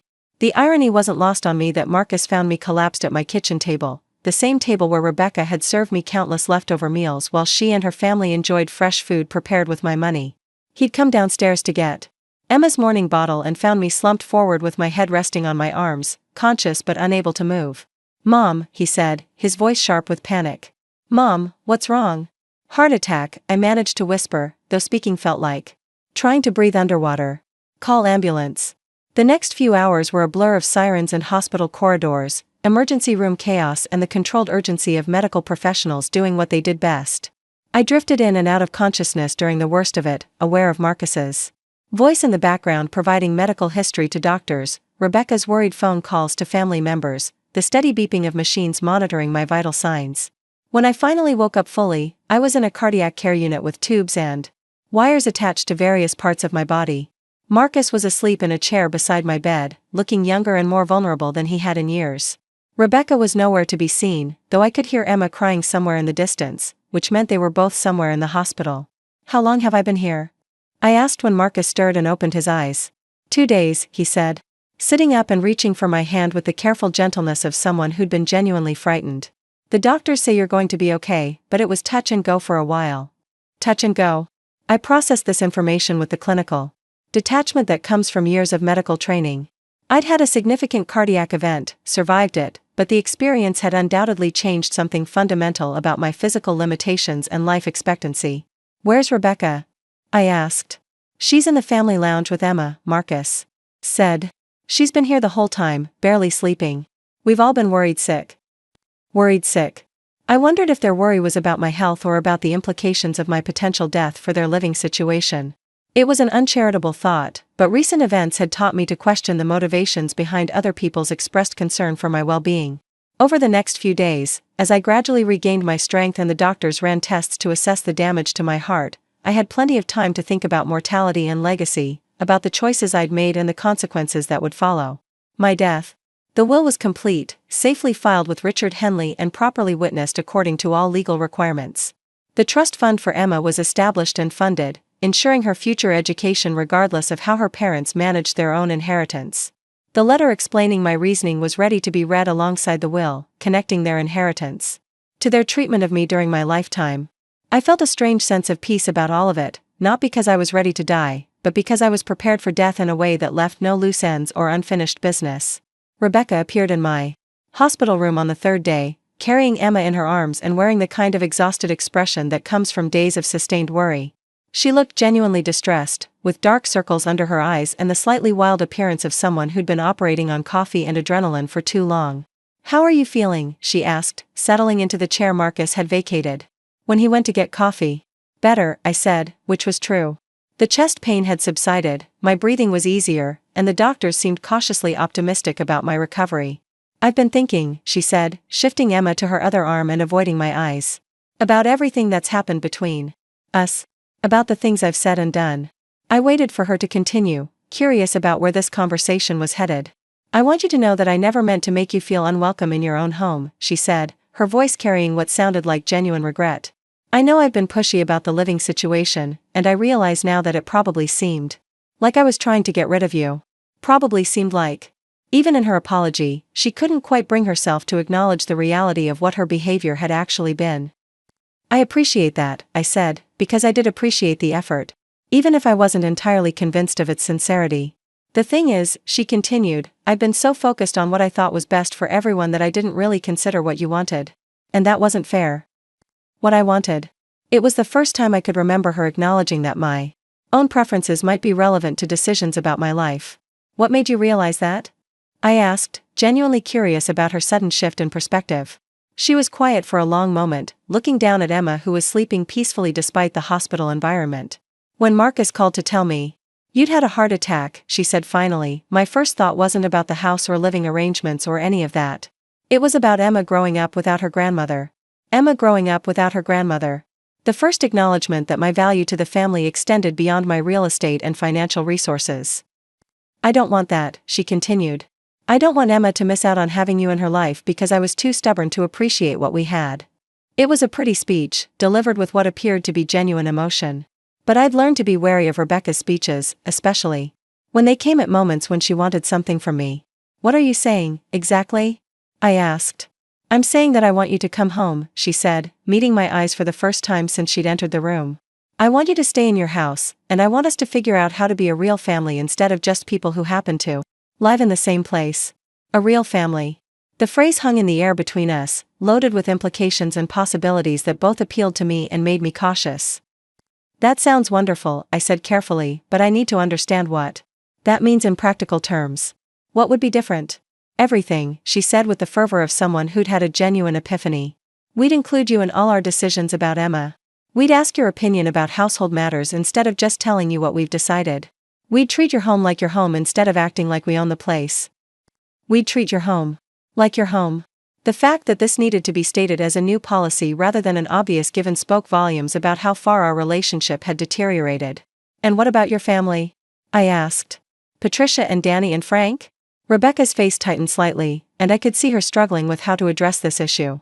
They'll still visit, she said, but not like before. They can't just move in and take over your space the way they have been. Move in and take over. Another acknowledgement of behavior that had been obvious to everyone except, apparently, the people engaging in it. Over the next week, as I recovered in the hospital, and then at home, Rebecca seemed genuinely committed to the changes she'd promised. She consulted me about Emma's feeding schedule, asked my opinion about baby gear purchases, and made an effort to include me in conversations about their future plans. Her family's presence in my house became much less intrusive. Patricia still visited, but she stayed in the guest room instead of commandeering my master suite. Danny found his own apartment and moved out entirely. Frank limited his visits to weekends and actually helped with household chores instead of treating my home like a hotel. It was better. Significantly better. But I couldn't shake the feeling that this transformation was motivated more by fear of losing their comfortable living situation than by genuine respect for my dignity and autonomy. The test came 6 weeks later, when I'd recovered enough to resume most of my normal activities but was still dealing with fatigue and occasional chest discomfort that reminded me of my mortality. I was sitting in my garden on a warm March afternoon, watching Emma sleep in her stroller while Rebecca worked on her laptop at the patio table, when she brought up a subject I'd been expecting her to raise eventually. I've been thinking about the future, she said, closing her laptop and giving me her full attention. About what would happen if something happened to you. Something happened to me. The euphemism people use when they don't want to say, when you die, directly. What kind of thinking? I asked, though I suspected I already knew where this conversation was headed. Well, Marcus would inherit the house, obviously, she said. But I'm wondering if there are things we should discuss beforehand. Financial planning, legal arrangements, that sort of thing. Financial planning and legal arrangements. She was fishing for information about my estate planning, trying to understand what would happen to her comfortable lifestyle if I died. I've taken care of all that, I said simply. Everything is properly documented and legally sound. That's good, she said, though I could hear the underlying frustration in her voice. I just want to make sure Marcus knows what to expect, so he can plan accordingly. Plan accordingly. For the windfall that would come when I was no longer around to complicate their lives with my presence. He'll know everything he needs to know when the time comes, I said, which was absolutely true, though not in the way she was hoping. That evening, I overheard a conversation between Marcus and Rebecca that confirmed my suspicions about the motivations behind her recent behavioral changes. I'd gone to bed early, claiming fatigue from my garden activities, but I was actually wide awake when they began talking in their bedroom down the hall. Their voices carried through the old house's thin walls, and while I wasn't intentionally eavesdropping, I couldn't help but hear their discussion. Did you get any information about the will? Marcus asked. She says everything is taken care of, Rebecca replied, but she wouldn't give me any details. I think we need to be more direct about asking. I can't just ask my mother how much money I'm going to inherit when she dies, Marcus said, though his tone suggested he was considering it. Why not? Rebecca said. It's a reasonable question. We need to know what we're working with for financial planning purposes. Financial planning purposes. They were already calculating how to spend money I hadn't died yet to leave them, What if she's changed the will? Rebecca continued. What if she's angry about everything that happened and decided to leave everything to charity or something? What if she's changed the will? The possibility had clearly occurred to her, which suggested she understood on some level that her treatment of me might have consequences. Mom wouldn't do that, Marcus said, but he didn't sound entirely convinced. She's not vindictive. I'm not saying she's vindictive, Rebecca said. I'm saying she might think we don't appreciate what we have. And maybe we haven't done the best job of showing appreciation. Maybe we haven't done the best job of showing appreciation. It was the closest thing to an admission of guilt I'd heard from either of them. The conversation continued for another hour, with them discussing various scenarios for my estate and debating strategies for ensuring they received what they considered to be their fair share. It was illuminating in the worst possible way, confirming that their recent kindness was motivated by inheritance anxiety rather than genuine remorse. The next morning, I called Richard Henley and asked him to meet me for lunch. How are you feeling? He asked when we settled into a quiet corner booth at a restaurant downtown. Physically, much better, I said. Emotionally, more resolved than ever about the choices I've made. I told him about Rebecca's fishing expedition regarding my estate plans, about the conversation I'd overheard between her and Marcus, about the way their treatment of me had improved only after they realized they might lose access to my financial resources. They're being nice to me because they're afraid I've changed my will, I said. Not because they've had a genuine change of heart about how they've treated me. Richard listened without commenting, occasionally nodding as I explained the recent developments in my household. What do you want to do? He asked when I finished. I want to make sure they understand exactly what they've earned, I said. I want them to know that their inheritance reflects their authentic treatment of me, not the performance they've been putting on since my heart attack. The will stands as written? The will stands exactly as written, I confirmed. But I want to add something to the letter. I want to explain that I was aware of their recent efforts to be kinder, and that those efforts don't change my assessment of their overall pattern of behavior. We spent the next hour crafting an addendum to the letter that would accompany my will, explaining that genuine respect and care couldn't be retroactively applied to erase months of manipulation and disregard. People often try to make amends when they realize there might be consequences for their actions, the addendum read. But authentic change requires sustained effort over time, not temporary adjustments motivated by self-interest. The inheritance you are receiving reflects your consistent pattern of behavior, not your recent attempts to modify that behavior for strategic purposes. It was harsh but fair, accurate but not cruel. They would understand that I'd seen through their performance, that I'd recognized their kindness as calculated rather than genuine. That afternoon, I returned home to find Rebecca in my kitchen preparing what looked like an elaborate dinner. She'd set my table with my good china, arranged flowers in my crystal vase, and was wearing the kind of dress she typically reserved for special occasions. What's the occasion? I asked, though I suspected this was another element of her campaign to demonstrate her newfound appreciation for my generosity.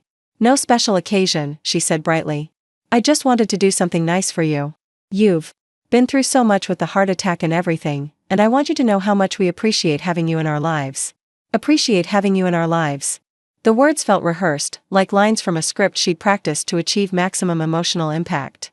That's very thoughtful, I said, settling into my chair and noting that she'd prepared my favorite meal, roast chicken with herbs, mashed potatoes with real butter, and green beans cooked the way Harold used to make them. Marcus appeared from upstairs carrying Emma, both of them dressed more formally than usual. Even Emma was wearing a fancy dress with little pearl buttons that I recognized as an expensive outfit Rebecca had received as a baby gift. Doesn't this look wonderful, Mom? Marcus said, gesturing toward the elaborate table setting. Rebecca spent all afternoon preparing this. They were trying so hard to demonstrate their appreciation that it felt like a caricature of gratitude rather than the genuine article. Dinner was delicious, the conversation was pleasant, and they both made sustained efforts to include me in discussions about Emma's development, upcoming family events, and household decisions. It should have been enjoyable, but instead it felt like watching a performance of family harmony rather than experiencing the real thing. After dinner, Rebecca brought out a wrapped gift that she presented with the kind of ceremonial fanfare typically reserved for birthdays or holidays. This is just a little something to show you how much you mean to us, she said as I unwrapped what turned out to be a beautiful photo album filled with pictures of Emma's first weeks of life. The album was lovely, professionally made with high-quality paper and careful attention to detail. Every photo showed Emma in various stages of infant adorableness, with captions written in Rebecca's careful handwriting describing milestones and memorable moments. This is beautiful, I said, flipping through pages of images that captured Emma's earliest days. Thank you. I wanted you to have something special, Rebecca said, something that shows how important you are to Emma's life. Important to Emma's life. It was a lovely sentiment, and I was genuinely touched by the effort she'd put into creating the album. But I couldn't ignore the timing of this gesture, coming so soon after her fishing expedition about my estate plans. There's something else, Marcus said, exchanging a look with Rebecca that suggested they'd planned this entire evening carefully. We've been talking about Emma's future, about her education and the kind of opportunities we want to provide for her. Emma's future. I sensed we were approaching the real purpose of this elaborate dinner. We know you've always valued education, Rebecca continued, and we were wondering if you'd consider helping us set up a college fund for Emma. Something that would ensure she has the best possible start in life. A college fund for Emma. They wanted me to establish financial provisions for my granddaughter, which would be a lovely idea if I hadn't already done exactly that through the trust fund they knew nothing about. That's something we could certainly discuss, I said carefully, but Emma is still very young. We have plenty of time to think about her educational needs. Of course, Marcus said quickly, but we thought it might be good to start planning early. Maybe something that would be part of your overall estate planning. Part of your overall estate planning. There it was, the real agenda behind this evening's performance. They wanted me to revise my will to include specific provisions for Emma's education, which would presumably come out of Marcus's inheritance and reduce the amount available for charitable donations. I'll give it some thought, I said, which was true, though my thoughts would focus on how transparent their manipulation had become rather than on actual changes to my estate planning. The evening ended with extended hugs and expressions of gratitude, with promises to have more family dinners like this one, with assurances that they were committed to making our household a loving and respectful environment for everyone. It was all very touching, very sincere-sounding, very carefully orchestrated to demonstrate their worthiness as beneficiaries of my estate. But it felt hollow, like watching actors perform emotions they didn't actually feel. That night, I lay in my bed listening to the familiar sounds of my house settling around me, thinking about performance and authenticity, about the difference between strategic kindness and genuine care. They were trying so hard to prove they deserved my money that they'd forgotten to prove they deserved my respect. They were so focused on securing their financial future that they'd lost sight of the fact that relationships can't be repaired through elaborate dinners and thoughtful gifts alone. The trust fund for Emma was already established, ensuring her educational future regardless of how her parents managed their inheritance. The will was final, reflecting their authentic treatment of me rather than their recent attempts at damage control. The letter explaining my reasoning was complete, connecting their inheritance to their behavior in terms they couldn't misunderstand or rationalize away. I felt peaceful about all of it, not because I was eager for them to face the consequences of their choices, but because I'd finally stopped allowing other people's expectations to override my own sense of justice and proportionality. They would inherit exactly what their behavior had earned, leftovers. Not because I was vindictive, but because that's what they'd shown me they believed I was worth. And Emma would inherit something much more valuable, the knowledge that her grandmother had loved her enough to ensure her independence, regardless of the family dynamics she'd been born into. The performance continued for several more weeks, with elaborate gestures of appreciation and carefully orchestrated demonstrations of family harmony.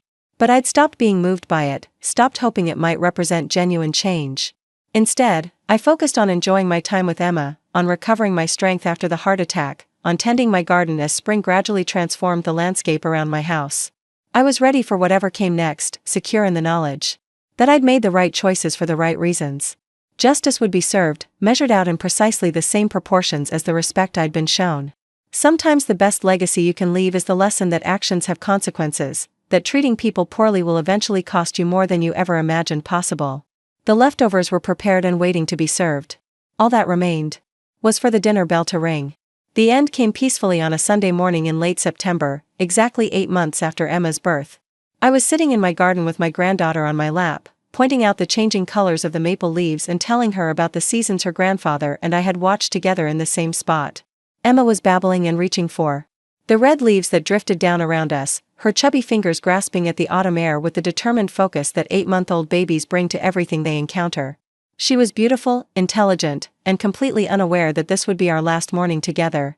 I felt it happening gradually, a gentle slowing down that reminded me of a music box winding down to its final notes. There was no pain this time, no dramatic collapse or frantic calls for ambulances. Just a quiet settling, like falling asleep in my favorite chair while holding the person I loved most in the world. Marcus found us there an hour later when he came looking for Emma's morning snack. He said later that we looked peaceful, like we were both just napping in the dappled sunlight that filtered through the maple branches.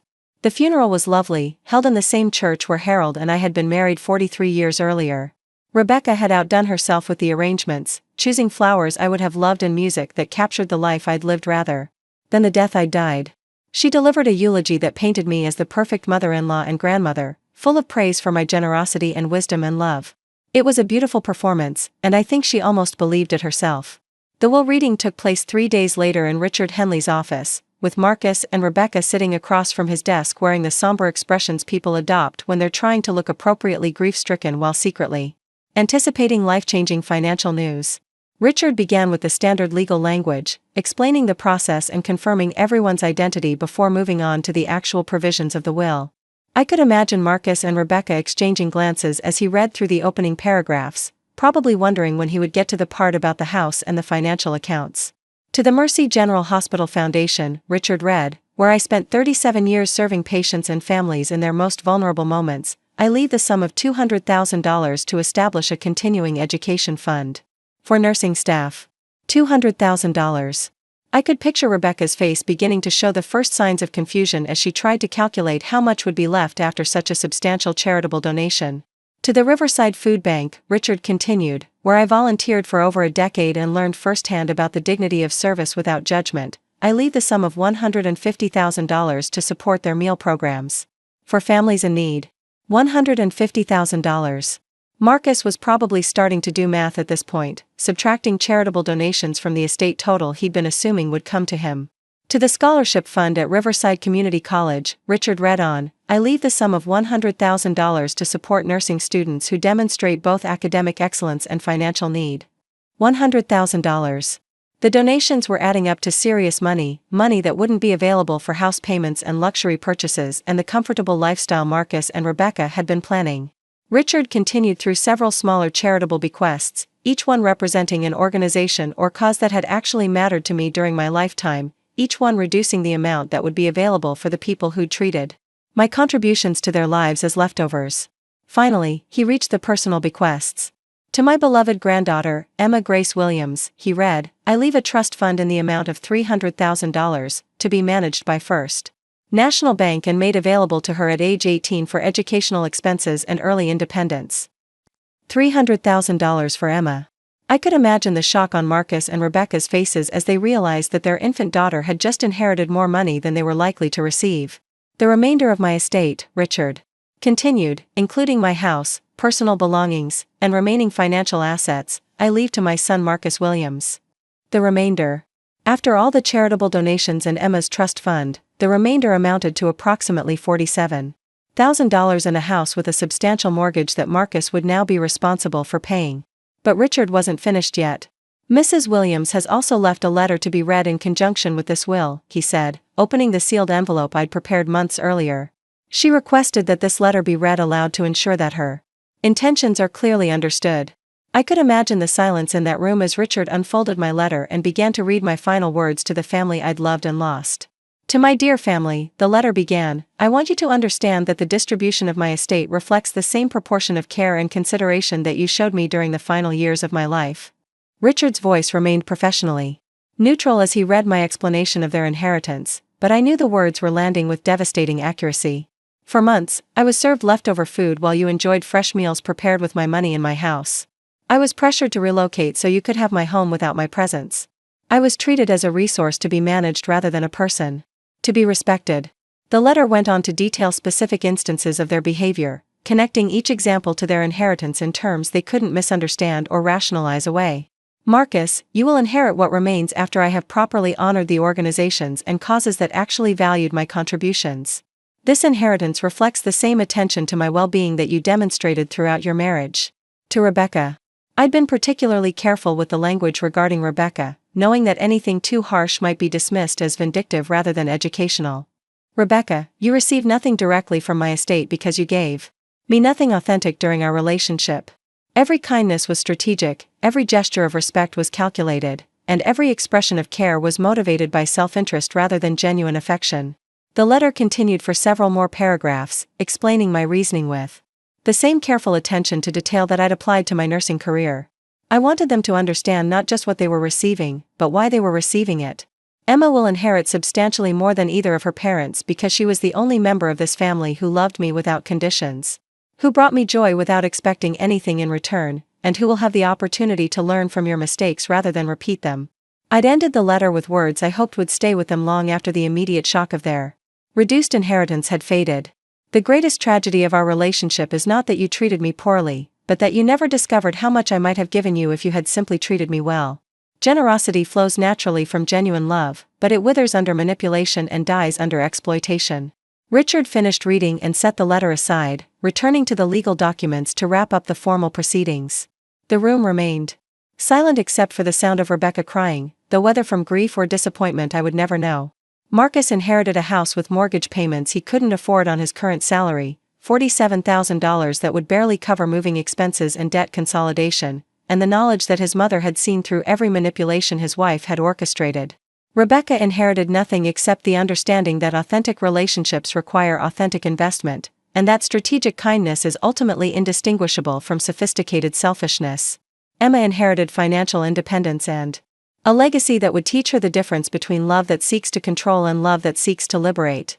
The charities inherited resources that would continue my work of serving others long after I was gone, ensuring that my money would continue to flow toward people who understood the difference between gratitude and exploitation. Within 6 months, Marcus and Rebecca were forced to sell my house to pay the mortgage and settle their debts. They moved into a small apartment across town, their comfortable lifestyle replaced by the reality of living within their actual means rather than mine. Rebecca returned to work full-time, leaving Emma in daycare while she tried to rebuild the financial security she'd lost through her own miscalculations. Marcus took a second job to help cover their expenses, finally understanding what it meant to work for everything you have rather than inheriting comfort you hadn't earned. But the most important inheritance wasn't financial at all. Emma grew up with the knowledge that her grandmother had loved her enough to ensure her independence, regardless of the family dynamics she'd been born into. When she turned 18, she would have choices her parents never had, opportunities that couldn't be taken away by other people's poor decisions. The trust fund came with one condition: Emma had to read my letter and understand the circumstances that had led to her inheritance. She would learn about dignity and self-respect, about the importance of treating people well not because of what they might give you, but because of who you choose to be. Sometimes the most valuable legacy isn't money at all, but the lesson that actions have consequences, that treating people poorly will eventually cost you more than you ever imagined, and that genuine love creates abundance while manipulation breeds scarcity. I'd serve them exactly what they'd served me, leftovers. Not out of spite, but out of a desire to teach them the true value of what they'd been taking for granted. And, in the end, perhaps they learned something about appreciation, about the difference between earning respect and expecting it, about the kind of family they might have been if they'd chosen love over manipulation from the beginning. The garden they'd wanted to inherit along with my house was being tended by strangers now, people who would never know that every flower had been planted by hands that understood the difference between nurturing and neglecting, between growing something beautiful and simply taking what others had grown. But Emma would know. When she was old enough to understand, she would read my letter and learn about the grandmother who had loved her enough to ensure her future, regardless of the cost to everyone else. And maybe, if I'd done my job right, she would understand that the greatest gift you can give someone isn't money or property or comfort, but the knowledge that they are valued for who they are rather than what they can provide. The leftovers had been served, measured out in precisely the same proportions as the respect I'd been shown. Justice had been done, not through revenge, but through the simple mathematics of receiving exactly what you give. Up next, you've got 2 more standout stories right on your screen. If this one hit the mark, you won't want to pass these up.